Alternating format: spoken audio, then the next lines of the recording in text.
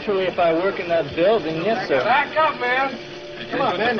No, they're taking me in because of the fact that I live in Missouri. I'm just a patsy. President.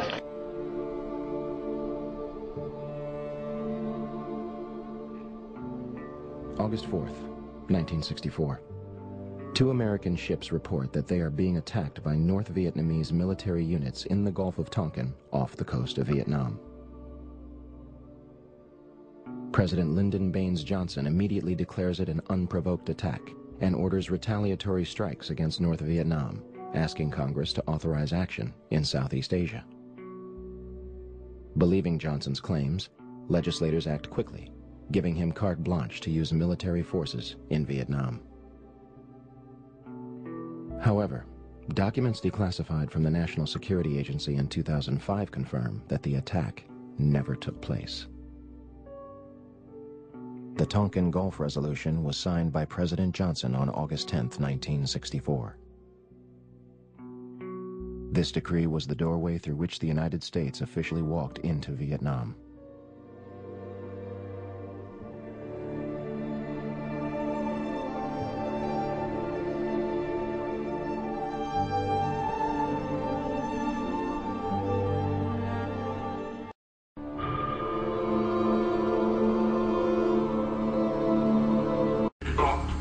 Where am I? Where's Reznov? You will answer our questions. Do you understand? Who the hell are you? That's not important. What's important is who you are. What's your name? Fuck you! Where were you born? Kiss my ass! Ah! Your name is Alex Mason. You were born in Fairbanks, Alaska. In 1961, you served in a CIA assassination team known as Operation 40. Is that correct? Is that correct? Yes. Where's the broadcast station? Don't know what you're talking about. The numbers, Mason. What do they mean? I don't know anything about any numbers. What about Dragovich? Do you remember him? Give us what we want, we'll guarantee your safety. Ah! Let's start at the beginning. Cuba, 1961, the Bay of Pigs. We know you were there.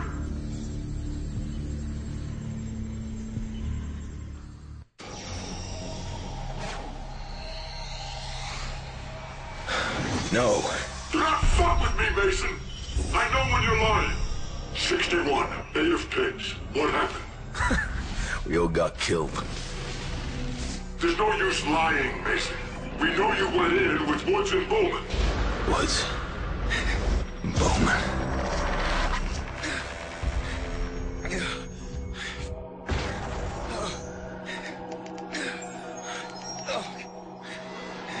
Dragovich. Do you remember Dragovich? Castro. We went in to kill Castro.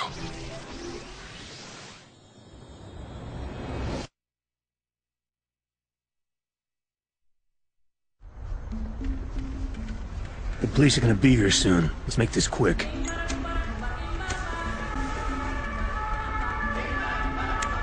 Woods, it's been a while. Not enough, Carlos. You know Bowman, right? Carlos. This is Mason. What's up, Carlos? So you got what we need? He will be in here. The plantation. My old plantation. Our attack on the airfield should distract them enough to get you inside. What about the evac? We will have transport waiting for you. Just be there. Excellent. We got company. Saquen los papeles. Ahora. Sal de aquí, puta capitalista. Oye, ¿de dónde tú eres? I said, where are you from? Just be cool, Woods. I'm talking to you. All right. Everything is ready. Gear up, boys. Say good work, Carlos. No problem. My men will dispose of the bodies. Occupants leaving their vehicles armed with shotguns. Bowman, Carlos, lay down covering fire. We fight our way through the streets. Mason, on me. Let's go.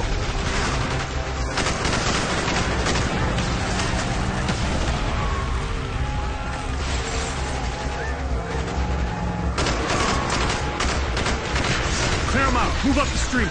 Bowman, take the right.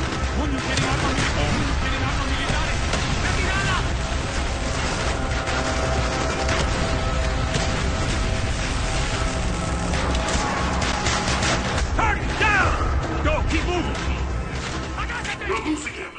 Do it again. We have no choice. What the fuck? There's a compound.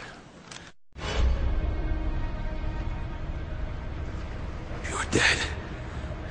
We killed you. No. You killed a double. You think we didn't know of your plan? We always know. Do with him what you wish, General. This is my gift to you, in honor of our new relationship. Just make sure that he suffers. He will know suffering beyond his darkest fears. I have plans for you, American. Oh, he did. Dragovich sure did.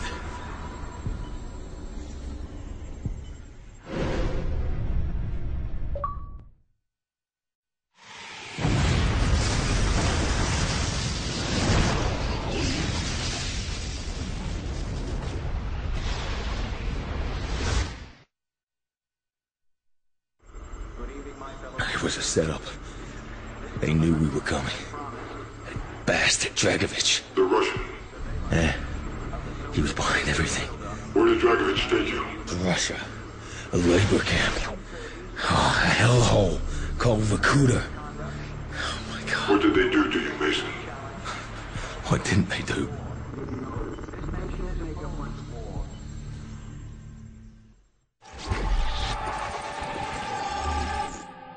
Why didn't Castro just kill you? Why did he give you to Dragovich? Because Castro and Dragovich were working together. Yeah, you were a gift. Yeah. Right. Where did Dragovich take you? Vorkuta. He had to fight. Just to survive. What happened in Vorkuta, Mason? I was on my own. Almost a year. Fake Mason. What did they do to you? I'd given up hope of ever getting out. But Victor Reznov found a way.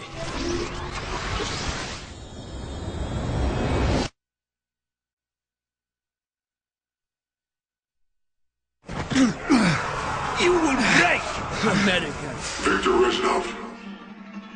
My friend.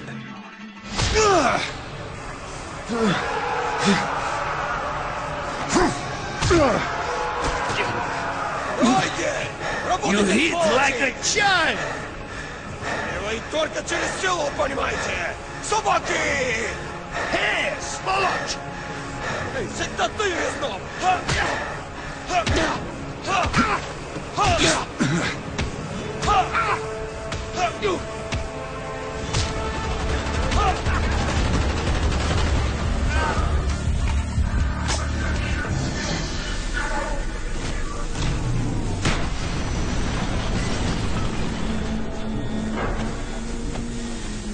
Dragovich. You should have been my finest agent. It would all been so much simpler. Dragovich! It is simple. I'm gonna kill you!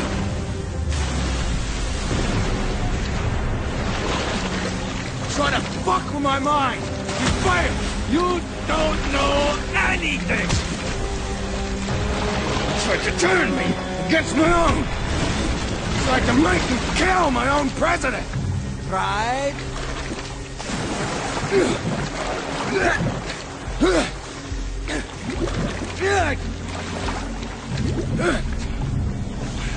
Come on, Mason!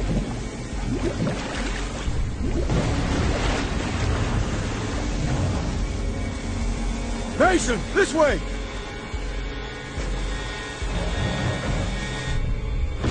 Go, go, go, go!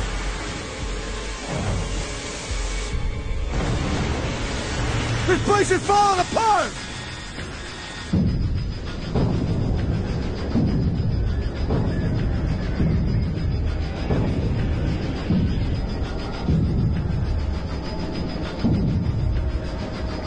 Mace, you did it, Mace. You did what I could not.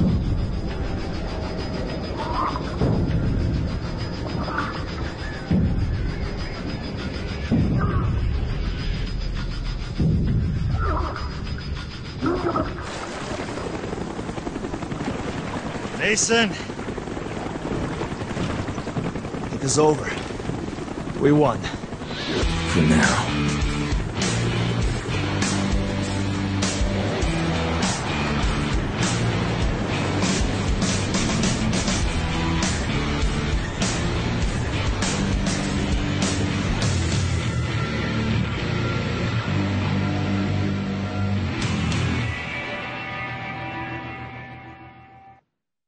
Zero, 11, 24, 11, 1, 7, 19, 20, 10, 14, 2, 3, 19, 0, 8, 11, 22, 21, 5, 17,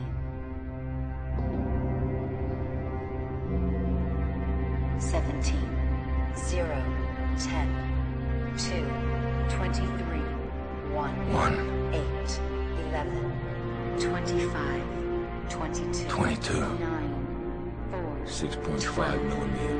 9, 23, 1, 12, 0, 12, 16, 11, 22. 6, 12, 8, 4, 1, 6, 2, 10, 2, 1. Texas.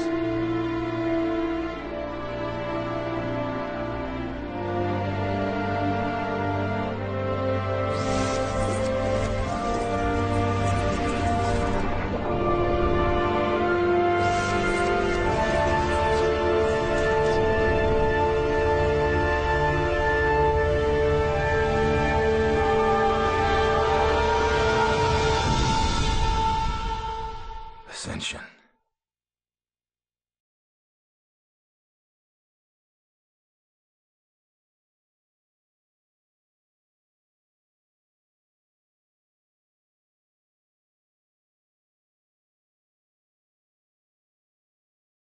What's so incredible, too, about this picture, St. John, is other than the person purported to be your father, who truly looks like a tramp, he had dirty clothes and a ruffled shirt and everything else, the two people in front of him have clean shoes, clean pants. I mean, they look just like preppies. Yeah. In fact, they do look like they're well washed. Now, your father, of course, sends you this tape. We're going to play this in just a moment, and I've got to ask you this. Do you, first of all, believe his story? I mean, he's named LBJ. He's named a fellow by the name of Cordmeyer, who was with the CIA. Mm-hmm. What if your father was just lying to protect himself, to protect all of you, and to protect those who truly might have been involved in the JFK assassination?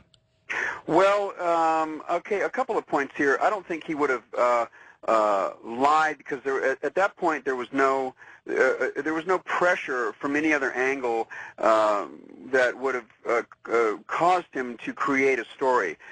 Second of all, if he were interested in creating or fabricating a story about the JFK assassination, he certainly would not have implicated some of his closest associates in the Cuban exile community and in the CIA, and certainly would have not implicated by inference the American government itself. He would have much more than likely fabricated a story involving a Soviet plot, painting a picture that Lee Harvey Oswald was a Soviet sympathizer, that was a Soviet agent, or something along those lines. He would. I mean, he was still an agency man. My father was, and although he had been, bitterly, he'd been bitter about his treatment by the American government, the Nixon White House. He was still at heart a patriot, and would have not had said anything to sully the reputation of the CIA or the American government. Do you believe your father could have been, if he's one of these tramps in this picture, could have been involved in the assassination? Well, the photograph of the tramp certainly looks, very, very much like my father. By my father's own testimony to me, by his own admittance to me, he was a bench warmer, those are his words, in the what he called the big event, which was the running code name for the assassination to kill President Kennedy. Sure. So he knew it was coming down, right? Well, according to what he told me, he knew that it was coming down. He had attended a couple of meetings at safe houses in Miami, Florida, and apparently the plot was to have taken place in Miami. All right, now we're going to listen to a tape. You're going to hear some names mentioned. This is the voice of E. Howard Hunt in a tape that he sent to his son, St. John Hunt. It's a longer version of the tape. What you're hearing is an edited, shorter version. I heard from Frank that LBJ had designated Cord Meyer Jr. to undertake a larger organization while keeping it totally secret. Cord Meyer himself was a rather favored member of the Eastern aristocracy. He was a graduate of Yale University and had joined the Marine Corps during the war and lost an eye in the Pacific fighting. I think that LBJ settled on Meyer as an opportunist, Perrin like himself, Perrin, and a man who had very little left to him in life ever since JFK had taken Cord's wife as one of his mistresses. I would suggest that Cord Meyer welcomed the approach from LBJ, who was, after all, only the vice president at that time. And, of course, could not number Cord Meyer among JFK's admirers. Quite the contrary. As for Dave Phillips, I knew him pretty well at one time. He worked for me during the Guatemala project. He had made himself useful to the agency in Santiago, Chile, where he was an American businessman. In any case, his actions, whatever they were, came to the attention of the Santiago station chief, and when his resume became known to people in the Western Hemisphere Division, he was brought in to work on Guatemalan operations. Sturridge and Morales and people of that ilk stayed in apartment houses during preparations for the big event. Their addresses were very subject to change, so that where a fellow like Morales had been one day, you're not necessarily associated with that same address the following day. In short, it was a very mobile experience. Let me point out at this point that if I had wanted to fictionalize what went on in Miami and elsewhere during the run-up for the big event, I would have done so. But I don't want any unreality to tinge this particular story, or the information, I should say. I was a bench warmer on it, and I had a reputation for honesty. I think it's essential to refocus on what this information that I've been providing you, and you alone, by the way, consists of. What is important in the story is that we've backtracked the chain of command up through Cord Meyer and laying the doings at the doorstep of LBJ. He, in my opinion, had an almost maniacal urge to become president. He regarded JFK as he was, in fact, an obstacle to achieving that. He could have waited for JFK to finish out his term and then undoubtedly a second term. So that would have put the LBJ at the head of a long list of people who were waiting for some change in the executive branch. You know, I've already passed this story on to Glenn Beck at CNN Headline News, St. John, and I think this story will probably become world news in a much bigger way than it already has very shortly. An amazing story, absolutely, which may either open up the door or at least close the door to, I think, one of America's darkest hours. Yeah, it is truly amazing, and from my point of view, as my father's son, you know, I have the deepest love and the fondest memories of my father, the greatest respect for him, and I think that at the end of his life, he was certainly brave enough to pass this information on to me. You know, we had quite a few conversations about this. And it was at his behest that I wait until he passed away that you know, that I should reveal this.